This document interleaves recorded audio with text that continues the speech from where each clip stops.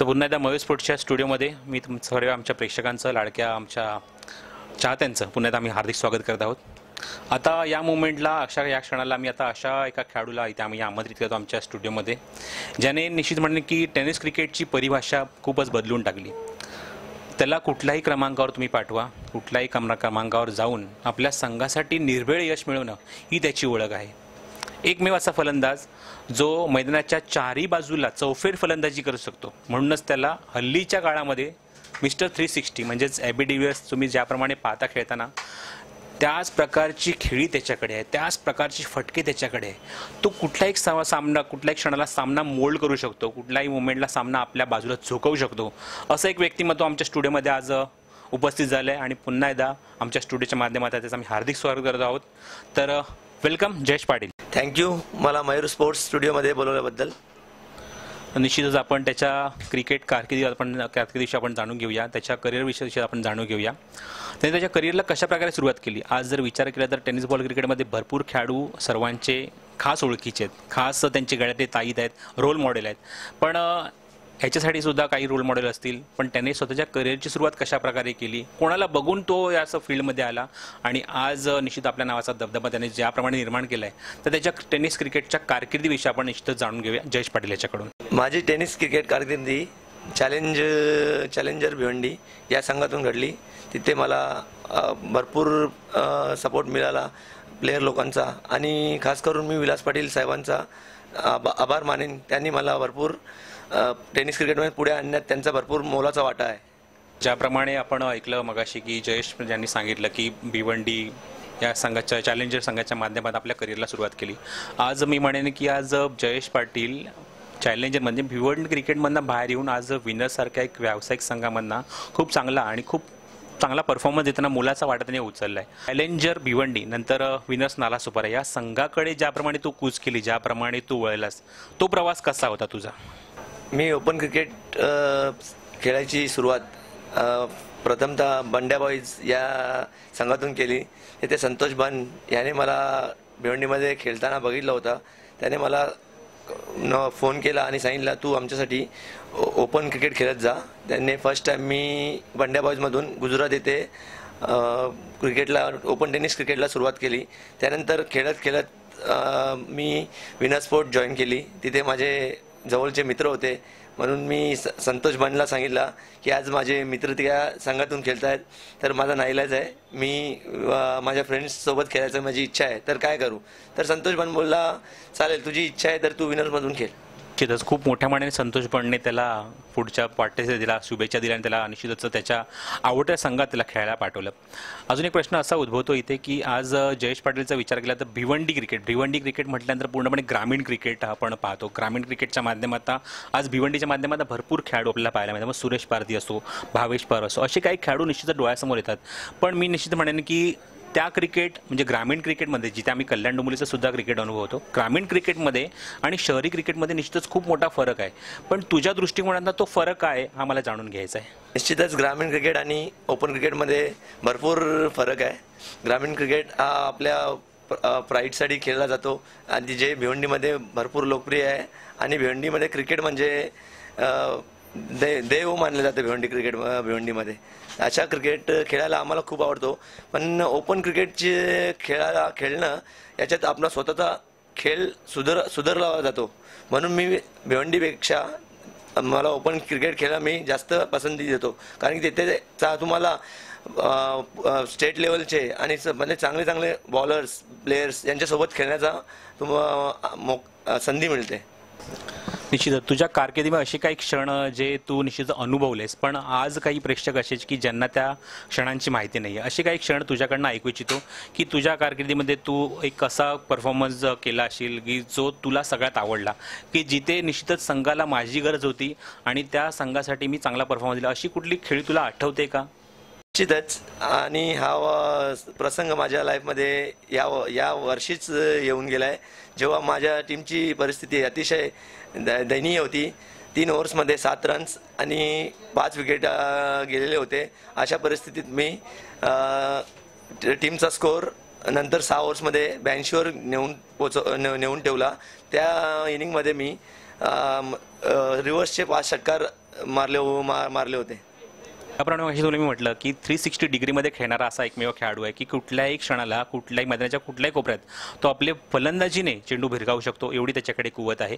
निश्चित आपण त्याच्याकडनं अजून काही गोष्टी जाणून घेऊया, पण तत्पूर्वी अजून मला अशी गोष्ट त्याच्याकडनं जाणायची आहे की यावर्षी स्वर्गीय रतनबुवा पाटील स्मृती क्रिकेट स्पर्धेमध्ये हे दुसरी वेळ अशी होती की रायगड वर्सेस ठाणे ही जी परंपरा आहे, ही मॅचची जी परंपरा आहे, सामन्याची परंपरा आहे, ही पुण्यात आपल्याला ते चित्र पाहायला मिळालं. गतवर्षी सुद्धा असं चित्र होतं, पण यावर्षी जर विचार केला तर या सामन्याच्या अगोदर 4 सामने झाले होते, पण 4ही सामन्यामध्ये ठाणे संघाच्या माध्यमातून आपल्याला जयेश पाटील पाहायला मिळाला नव्हता. पण यावर्षी मी असं म्हणेन की ठाणे संघाच्या माध्यमातून जयेश तुझी वर्णी लागली त्या संघामध्ये, आणि मी म्हणेन की तू आपल्या नावारूपाला साजेसा असा खेळ केला, आणि त्या संघामध्ये ज्याप्रमाणे तुझी वर्णी लागली त्याबद्दल, त्या ठाणे संघाबद्दल, त्या संघनायकाबद्दल किंवा आणि त्या टुर्नामेंटबद्दल तुझं काय मत आहे? या टुर्नामेंटसाठी मी माझ्या भिवंडीची क्वार्टर फायनल सोडून मी ठाणे वर्सेस रायगड मॅच खेळायला आलो होतो. कारण याच्या पहिले मी भरपूर ऐकलं होतं की भरपूर पब्लिक येत असते ठाणे वर्सेस रायगड मॅच बघायला, आणि भरपूर लोक म्हणजे चर्चा चालू असते लोकांची की ठाणेवर रायगडमध्ये कोण जिंकणार. मग अशा परिस्थितीत मी माझी स्वतःची भिवंडीची क्वार्टर फायनलची मॅच सोडून आणि मी ठाणे वर्सेस रायगड मॅच खेळायला आलो होतो. त्यासाठी मी अनंता पाटील डोंबिवलीचे त्यांचे खूप आभार मानेन. त्यांनी मला म्हणजे प्रोत्साहन केले की तू यावर्षी ठाणा वर्सेस रायगडमध्ये खेळायला आलाच पाहिजेस, आमची अशी इच्छा आहे, आणि आपल्याला रायगडला यावर्षी हरवायचंच आहे काहीही करून. आणि अशा माहोलमध्ये माझी फलंदाजी चांगली झाली आणि माझ्या फलंदाजीमुळे आम्ही रायगडला हरू शकलो. हे मला अतिशय आनंद झाला त्या इनिंग मुळे. तुझ्या करिअरमधल्या तुझ्या आवडत्या ग्राउंडपैकी किंवा तुझ्या आवडत्या स्पर्धांपैकी निश्चित हा प्रश्न असणार आहे की तुला कुठल्या टुर्नामेंटला, तू भिवंडीमध्ये मला असं आठवतं आहे की अजूनही नाईट क्रिकेट टुर्नामेंटला भरपूर वाव आहे आणि भरपूर पसंती सुद्धा दिली जाते. भिवंडीमध्ये भरपूर क्रिकेट टुर्नामेंट होतात. जर आपण कम्पेअर केलं मुंबई क्रिकेट आणि भिवंडी क्रिकेटमध्ये, तर मला असं वाटतं की 60% टुर्नामेंट 100पैकी तरी भिवंडीमध्ये होत असतील, त्या पण नाईट चांगल्या दर्जाच्या.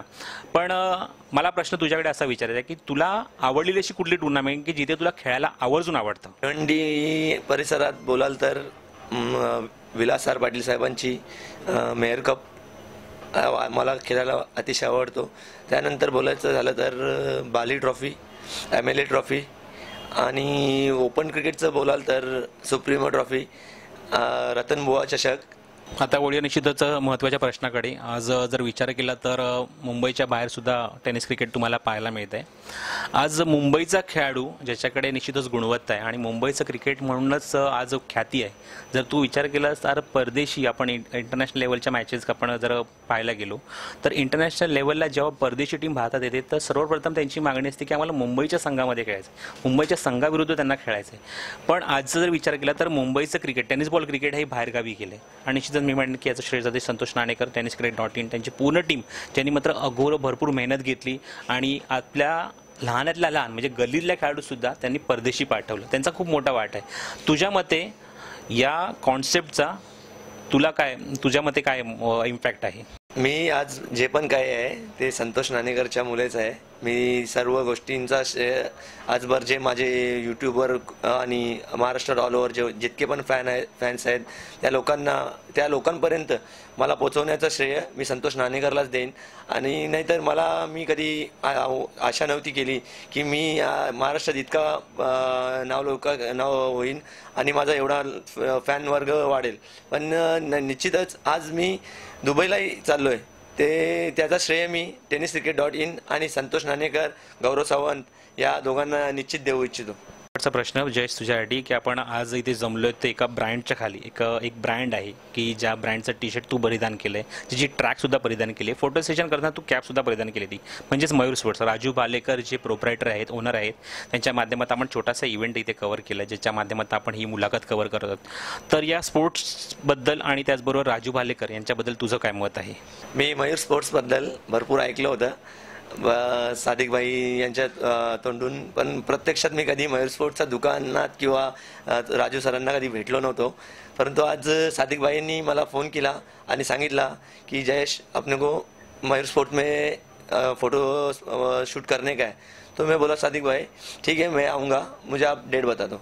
त्यांनी 3 तारीख सांगितली.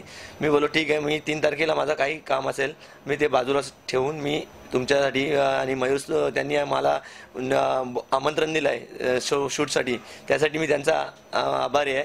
आणि अतिशय चांगलं वाटतं आज मला मयूर स्पोर्ट्समध्ये येऊन. विनर स्पोर्ट्समध्ये मला 7-8 वर्ष झाली आणि विनर स्पोर्ट्समध्ये आज मी जे पण काही आहे ते बंटी ओबेरॉय यांच्या मेहनतीने आणि त्यांच्या सहकार्याने आज जे पण मी आहे विनर स्पोर्ट्सच्या बंटीबाईंच्या मुले आहे, म्हणून मला बंटीबाईंचे धन्यवाद करायचे आहे आणि त्यांना असंच सांगेन की नेहमी मला तुमच्यासोबतच ठेवा. पण आता थोड्याच वेळापूर्वी ऐकलं की 360 मिस्टर 360 म्हणजे ॲबी डिव्हिलियर्स सारखी फलंदाजी ज्याप्रमाणे आपण पाहतो तशी खेळली टेनिस बॉल क्रिकेटमध्ये खेळणारा एकमेव खेळाडू म्हणजे जयेश पाटील. बंटीबाई म्हणजे बंटी स्पोर्ट्स असं सुद्धा आपण त्यांना ओळखतो. बंटीवरांचं खूप मोलाचं योगदान आहे हे सर्व खेळाडू घडवण्यासाठी. मग ते विनर स्पोर्ट्स पूर्ण संघ असो, सुमित असो, शाहिद असो, जयेश पाटील, एम्बरोज, अख्तर, भरपूर खेळाडू त्यांच्या माध्यमातून घडले आणि एक चांगला संघ त्यांनी बांधला. तर निश्चितच जयेश पाटील याचा आम्ही आभार व्यक्त करतो. त्यांनी अमूल्य वेळ या इव्हेंटसाठी दिला आणि त्याचबरोबर मयूर स्पोर्ट्सच्या वतीने तुम्हाला पुढच्या तुमच्या वाटचालीसाठी हार्दिक शुभेच्छा. Thank you so much. मला इथे बोलवल्याबद्दल धन्यवाद.